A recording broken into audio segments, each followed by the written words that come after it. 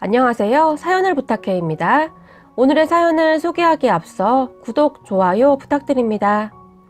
저는 50대 후반 주부이고 저희 시고모님이 겪은 일에 대해 이야기를 해볼까 합니다. 편의상 시고모님의 호칭은 고모님이라고 사용하겠습니다. 고모님이 아들 하나에 딸 둘이 있었는데요. 그 나이대 어른들이 다 그렇듯이 아들을 아주 귀하게 키웠어요. 고모님은 결혼 후 얼마 동안은 딸만 둘 낳았다고 그렇게 구박을 받았다고 합니다.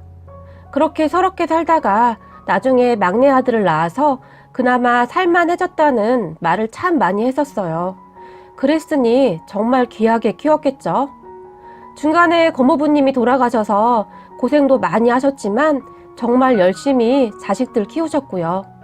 딸들이 워낙 착해서 고모님이 일을 하러 가면 딸들이 아들을 돌봐주었다고 해요.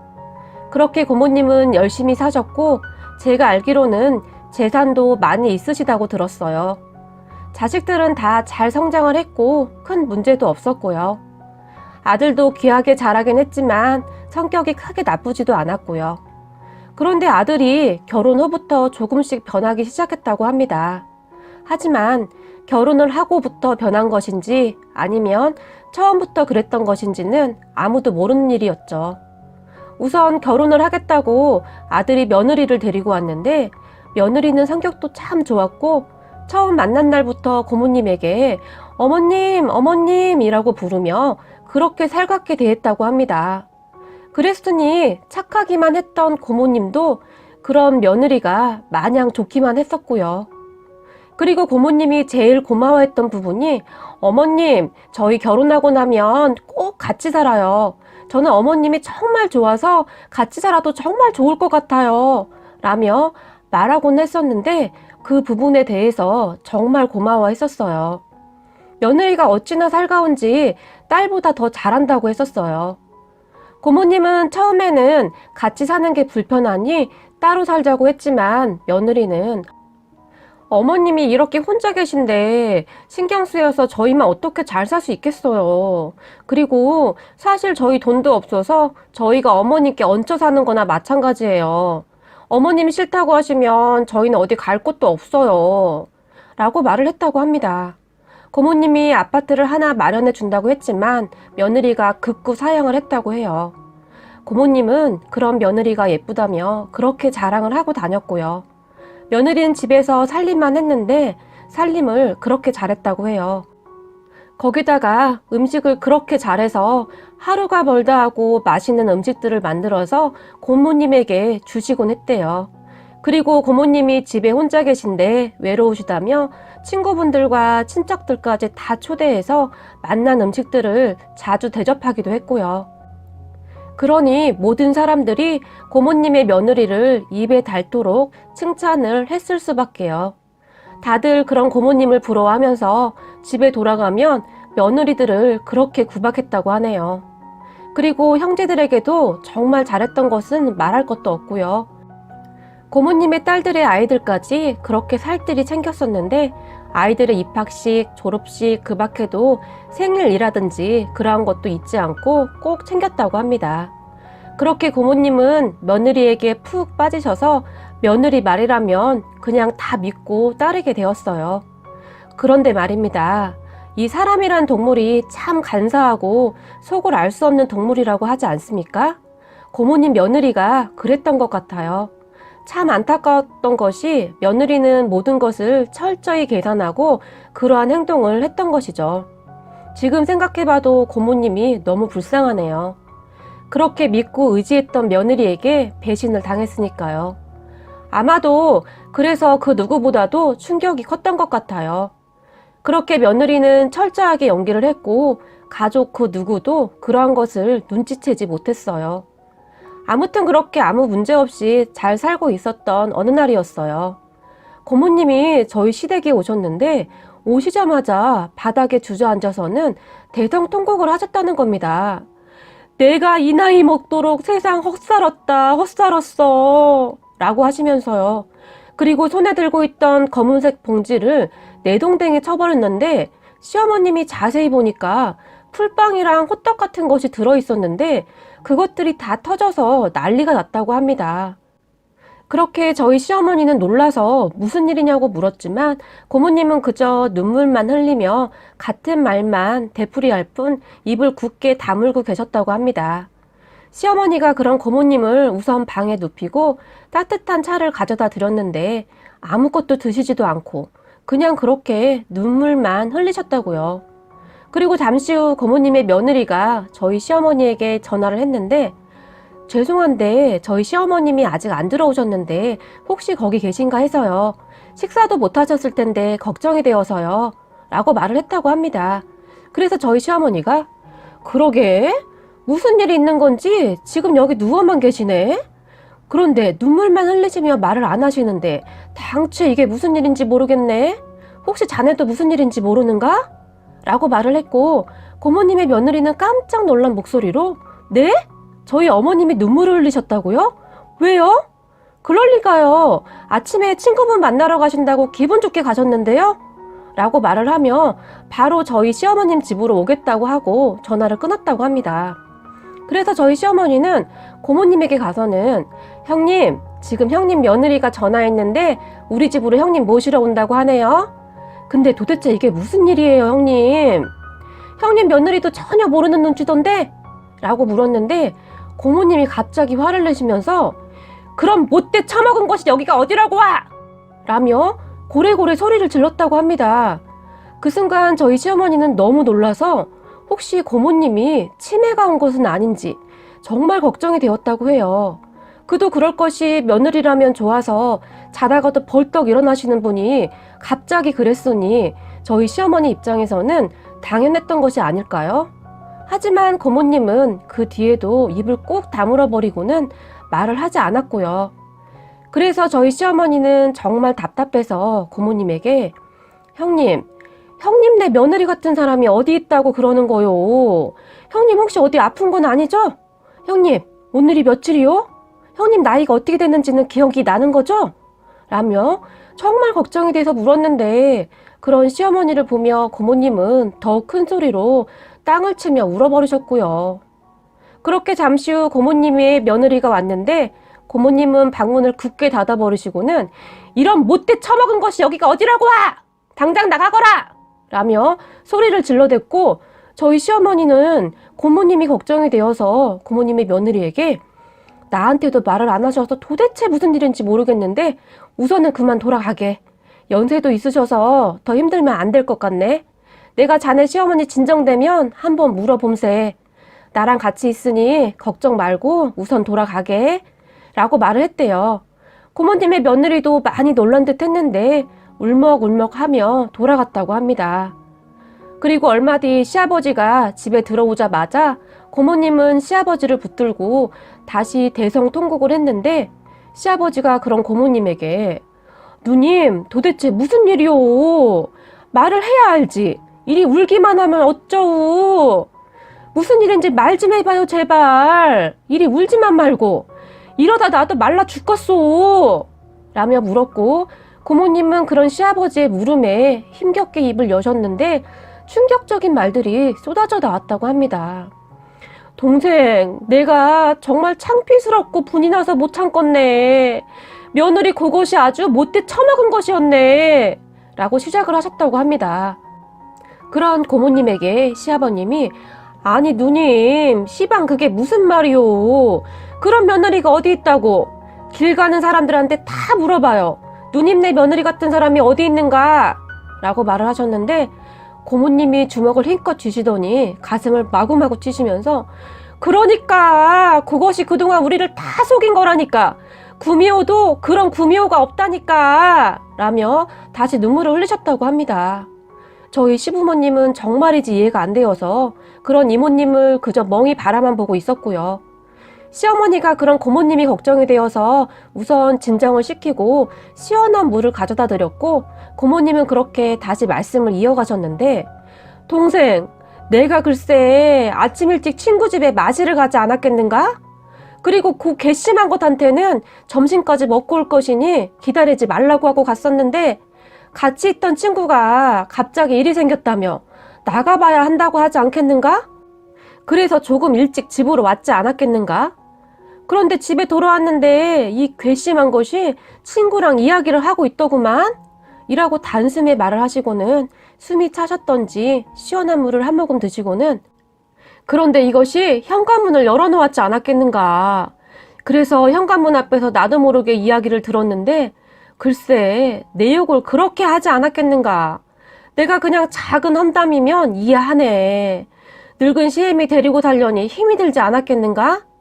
라며 이야기를 계속 이어나가셨는데 다음은 고모님 며느리와 친구의 대화 내용으로 대략 정리해보면 이랬어요. 야, 너네 시어머니가 웬일로 친구네 집에를 다 갔냐? 웬만하면 밥은 집에서 먹는다며? 너도 참 대단하다 야. 하루 삼시세끼를 집에서 어떻게 그렇게 하냐? 나는 우리 시어머니가 돈이 아무리 많다고 해도 이렇게는 못 살겠다 야. 대단하긴 나는 시어머니 재산만 받을 수 있다면 이것보다 더한 것도 할 수 있어. 늙은 여우가 돈이 진짜 많긴 많은 것 같더라. 서랍에 통장이 몇 개인지 모르겠어. 라고 말을 했고 며느리의 친구는 와, 너 옛날부터 독한 줄을 알았는데 진짜 대단하다. 하지만 지금까지 했던 말은 그냥 시작에 불과했어요. 근데 늙은 여우가 식탐이 얼마나 많은지 음식 해대느라 힘들기는 해. 먹는 거 보면 한 100살까지는 거뜬히 살 것 같아. 그래서 나도 요즘은 짜증이 조금 나기도 해. 그럼 며느리의 말에 친구는 그럼 우선 분가라도 한다고 해. 분가만 해도 숨통이 조금은 튑을 거 아니야. 라고 말을 했어요. 그런데 며느리는 정색을 하며 미쳤니? 내가 지금까지 어떻게 버텼는데 나는 절대 이 집에서 안 나갈 거야. 이 집 가족들 다 나한테 넘어왔어. 그건 절대 안 돼. 라고 말을 했다고 합니다. 와, 근데 너 이러는 거 니네 남편도 알고 있는 거냐? 라고 며느리의 친구가 물었고 며느리는 당연하지. 그 사람이 나보고 잘만 하면 이 집 재산 다 내 거 되니까 잘 참으라고 한 건데? 라고 말을 했다고 해요. 그렇게 고모님은 오금이 저려서 더 들을 자신이 없더래요. 그래서 조용히 문 앞에서 발걸음을 옮기려는데 며느리가 한마디를 더 추가했다고 합니다. 야, 근데 이 늙은 여우가 어디만 갔다 오면 그렇게 풀빵 같은 거를 사와. 맛도 없는 거를. 왜 자꾸 사오는 거냐? 내가 지금 그딴 거나 먹게 생겼냐고. 돈도 많은 할머니가 꼭 그런 싸구려만 사다 줘. 나한테 음식을 맨날 그렇게 얻어먹으면서 좀 비싼 것 좀 사올 것이지. 진짜 짜증나지 않냐? 라며 아주 고모님 가슴에 비수를 꽂아버린 것 같아요. 그렇게 고모님은 택시를 타고 저희 시댁으로 오셨어요. 그때 손에 들고 왔던 풀빵과 호떡을 왜 그렇게 던져버리셨는지 알겠더라고요. 그렇게 믿었던 며느리였는데 마음이 얼마나 아팠겠습니까? 그리고 아들 하나라고 귀하디 귀하게 정성스럽게 키워놨는데 아들이 그러고 있었으니 고모님이 그렇게 쓰러져서 울기만 할 만도 했지요. 저희 시부모님은 고모님을 끔찍히 생각하셨어요. 고모님이 시부모님에게 정말 잘하셨거든요. 마치 부모님처럼 시부모님을 챙기셨어요. 그래서 시부모님은 저희에게도 늘 고모님 잘 챙기라고 말씀하시곤 하셨어요. 시아버지는 고생만 한 고모님에게 정말 좋은 며느리가 들어왔다며 그렇게 좋아하셨는데 정말 많이 실망을 하신 것 같더라고요. 고모님을 끌어안고 한동안 눈물까지 흘리셨으니까요. 그리고 시부모님과 고모님의 복수가 시작되었는데요. 고모님의 며느리에게는 몸이 좋지 않아서 우선 조금 휴식이 필요할 것 같다고 이해를 시켰다고 합니다. 미리 알면 안 되기에 잘 이야기를 하고는 시부모님 집에 잠시 모시고 있겠다고 말을 하고 시아버지는 정말 바쁘게 움직였어요. 저희에게도 변호사를 알아보라고 지시하셨고 여러 가지를 철저하게 준비를 하셨어요. 저는 뭐 시키는 대로 하긴 했지만 일이 어떻게 돌아가는지는 시부모님과 고모님만 알고 있었고 가족들 누구도 모르고 있었어요. 또한 저희한테는 어떠한 말도 입 밖으로 내면 안 된다는 엄중한 말씀도 있었고요. 저는 그저 시부모님의 지시에 그냥 조용히 따를 뿐이었어요. 고모님의 며느리가 무엇인가 이상한 낌새를 챈 것인지 저에게도 전화를 했었는데 저는 시부모님이 시키는 대로 말을 할 뿐이었어요. 근데 진짜 심장이 두근두근 거리더라고요. 제가 실수를 할까 봐서요. 그렇게 얼마 뒤 많이 안정이 되신 것인지 고모님이 고모님 댁으로 돌아가셨고 집을 너무 오래 비우게 되면 의심을 할 것 같다는 시아버지 조언에 따라 집에 들어가셨는데, 들어가기 전 고모님은 나는 그 나쁜 것들 얼굴 못 본다. 그 영악한 것들 얼굴을 보면서 어찌 아무렇지도 않게 있는단 말이냐 라며 눈물을 흘리셨는데, 시아버지는 그런 고모님에게 누님 가서 조금만 참아봐요. 내가 되도록 빨리 처리할게. 여기 이대로 있으면 그놈들이 이상하게 생각하지 않겠소. 우리 조금만 참아 봄세 라며 고모님을 달래서 집으로 모셔다 드렸어요. 그리고 시부모님은 그 뒤 더욱 빠르게 움직이시며 여러 가지 일들을 처리하셨는데, 우선 현재 살고 있는 고모님의 집을 팔아버리셨어요. 시아버지가 부동산에 부탁을 해서 우선 날짜를 잘 조율하셨고, 고모님은 귀금속이라든지 그러한 것들을 조금씩 가방에 담아서 저희 시댁으로 몰래 가지고 나왔어요. 그리고는 어느 날 고모님은 그냥 몸만 나오셨는데 그렇게 집을 나오시게 된 거죠. 이미 중요한 물건들은 다 가지고 나왔고 나머지 옷이랑 이런 것은 버리고 나오신 것 같았어요. 고모님은 저희 집에 머물지도 않았고 저희 시부모님이 마련해 놓은 집으로 들어가셨죠. 이미 시부모님이 다 준비를 해두셔서 불편한 것은 없었던 듯 합니다. 당분간은 저희 시부모님이 왔다 갔다 하면 안 좋다며 왕래도 잘 하지 않으셨어요. 그리고 고모님은 아들에게 전화를 해서는 말을 했죠. 너 내 말 잘 듣거라. 그 집 팔았으니까 빨리 이사갈 준비해야 할 거다. 그 집 산 사람들이 거기 들어와서 산다고 하니까 빨리 비워줘야 할 거야 라고 말을 했고, 고모님의 아들은 난리가 났죠. 엄마, 갑자기 무슨 소리야? 집을 팔다니.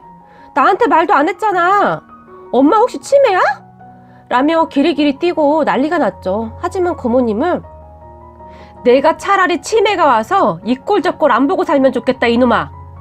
니네 아버지 그렇게 가고 나서 내가 혼자서 너희들을 어떻게 키워냈는데 네가 나한테 이럴 수가 있냐, 이 배은망덕한 놈아? 이 어미 죽을 때만 기다리는 아들 며느리랑 내가 무서워서 어떻게 살아 이놈아.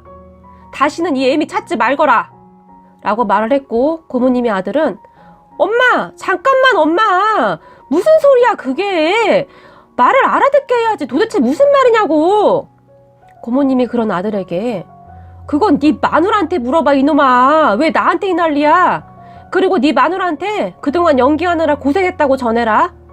아주 악질도 그런 악질이 어디 있어 라며 말을 하고는 마지막으로 한마디 더 추가했는데, 너 그 집에서 빨리 나가야 할 거다. 약속한 날짜가 얼마 안 남았거든 이라며 전화를 끊어버렸고 핸드폰을 꺼버렸다고 합니다. 그 뒤 고모님 아들은 저희 집에 와서 한바탕 소란을 피웠어요. 저희 시아버지에게 우리 엄마 어딨어요? 어디 있냐고요? 외삼촌 알고 있죠? 라고 물었고, 저희 시부모님은 절대 모른다고 말을 했고요. 하지만 고모님의 아들은 기리기리 날뛰면서 빨리 말하라고 난리를 쳤는데, 저희 시부모님에게 외삼촌이 엄마 재산 욕심내서 빼들렸죠? 도대체 엄마한테 뭐라고 한 거냐고요? 라고 소리를 질러댔고, 저희 시아버님은 결국 그런 조카의 뺨을 내리쳤네요. 이 짐승만도 못한 놈아. 네 엄마가 너를 어떻게 키웠는데 이따위로밖에 못해? 엄마가 집을 나갔는데 엄마 걱정은 하나도 안 하고 그놈의 재산만 생각하냐?